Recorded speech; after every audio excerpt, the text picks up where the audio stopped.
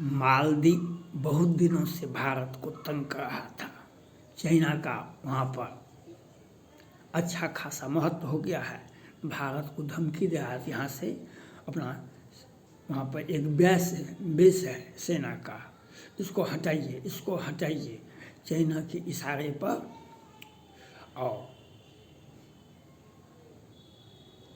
पाकिस्तान का दोस्त Iran, Iraq, Syria का मुस्लिम भाई है, वो कतर जैसा देश है, छोटा सा देश है, एक टापू तरह का है।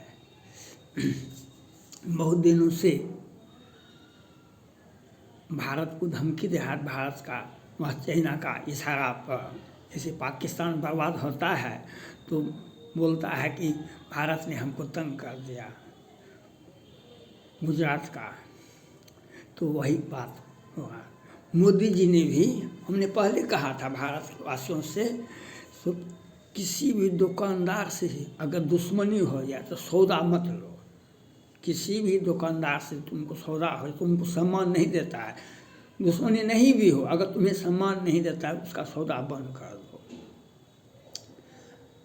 आज मोदी जी ने अपना बुद्धि का प्रयोग किया, ये चले गए लक्षद्वीप, वहाँ पर स्नान किए, कहा कि और उन्होंने वहाँ से आह्वान किए देशवासियों को, जिनको जाना है मालदीव, जिसको जाना है विदेश, वे पर्यटन करने के लिए, घूमने फिरने के लिए, अपना जीवन का लुत्फ उठाने या प्राकृतिक सौंदर्य में अपना समय बिताने के लिए बड़े बड़े लोग करते हैं।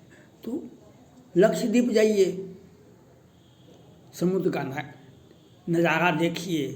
एक स्वस्थ जीवन के लिए लक्षद्वीप सबसे बड़ा, आपका शरीर मजबूत तभी होगा अंदर से बाहर से जब आप पाँव पैदल जाते हैं देवघर। जब पाँव पैदल धूप लगती है, प्रकृति का खुला बदन में धूप लगता है, आप समुद्र के किनारे जाएंगे, लक्षद्वीप जाएंगे तो वहाँ पर प्रकृति का आनंद लेंगे, समुद्र को देखेंगे, प्रकृति में अपना 2 दिन 4 दिन समय बिताएंगे। बहुत पैसा इन्वेस्ट होता है।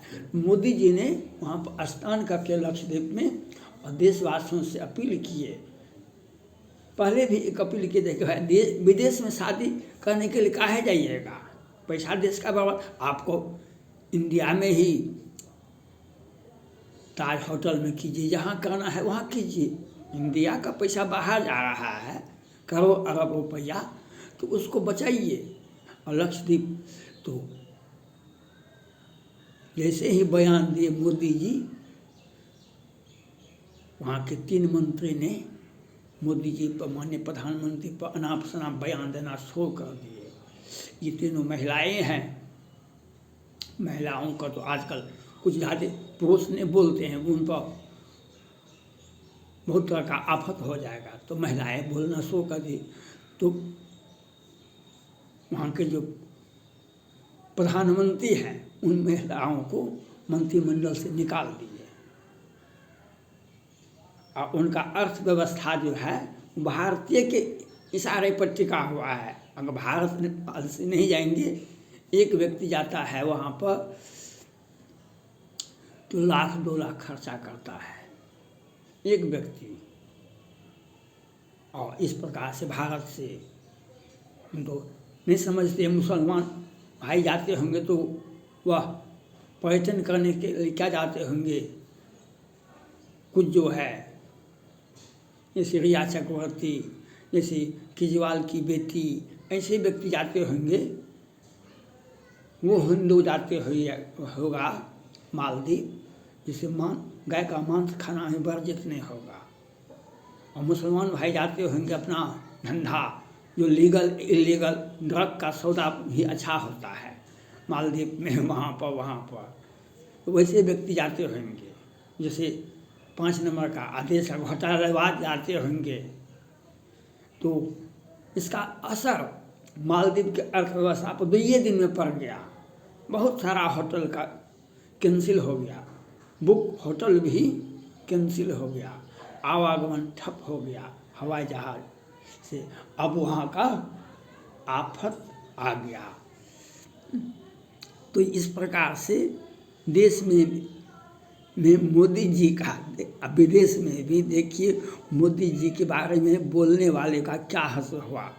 मालदीव को मालूम हो गया उसका जो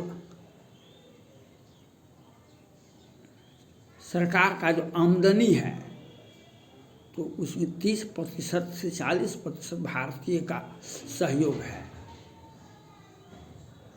वहाँ पर फैक्ट्रियाँ नहीं है मालदीव में, सिर्फ पर्यटन ही है और उसमें 40% भारतीयों का हिस्सा है। ये भारतवासी से माननीय प्रधानमंत्री नरेंद्र मोदी जी ने जो आह्वान किए, आपको पर्यटन करना है लक्षद्वीप जाइए, उससे भी आगे है अमेरिका, ब्रिटेन, फ्रांस जाइए। आप इधर उधर क्यों भटकते हैं छोटे छोटे देशों में? आपके और मालदीव कोई शिक्षा का क्षेत्र तो नहीं है, मालदीव कोई यह यूक्रेन नहीं है। यूक्रेन अंग्रेज का देश है, वहाँ पर शिक्षा का स्तर बहुत ऊंचा है। मालदीव हम नहीं जानते हैं मालदीव में कोई शिक्षा का स्तर है,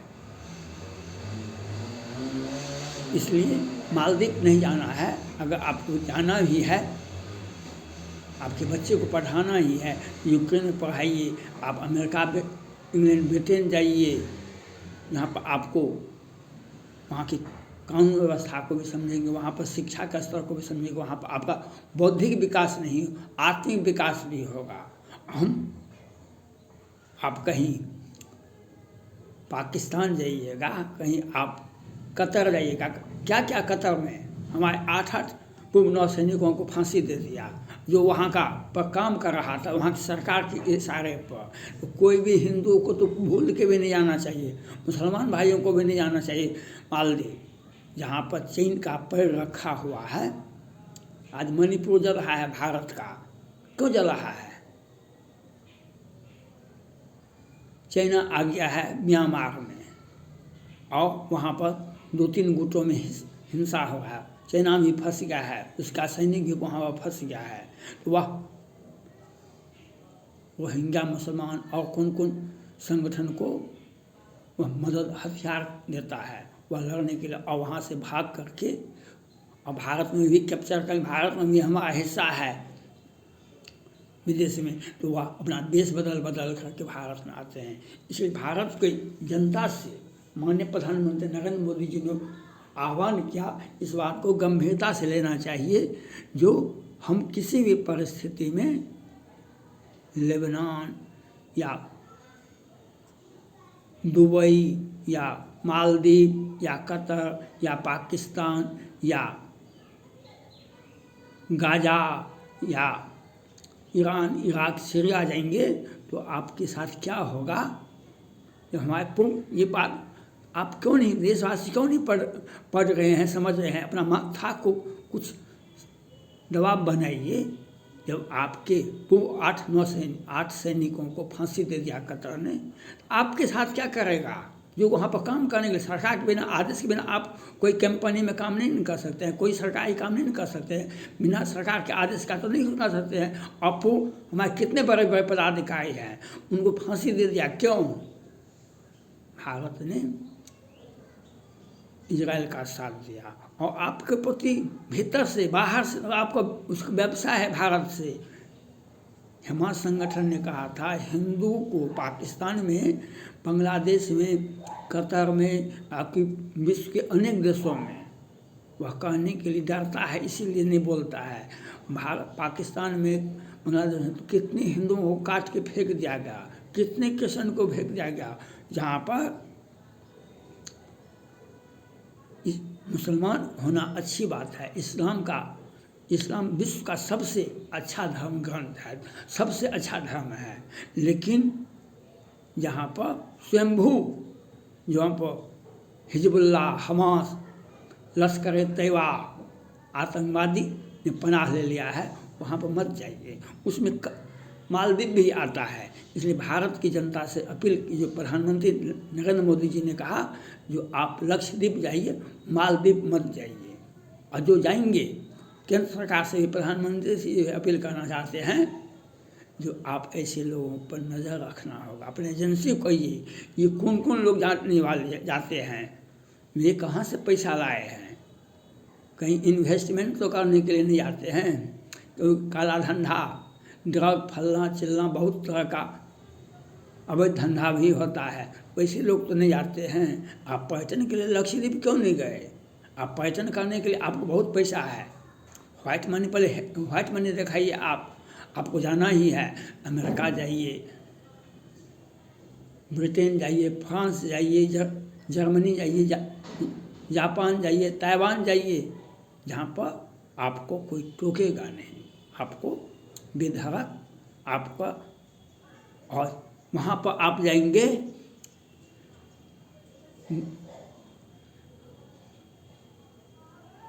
मालदीव में, कतर में, पाकिस्तान में, तो आपके साथ सरकार क्या करेगी? भारत सरकार क्या करेगी? कितने भारतीय सीरिया में मर गया, कितने भारतीय वहाँ पर जो युद्ध हो रहा था, वहाँ कितने मर गए।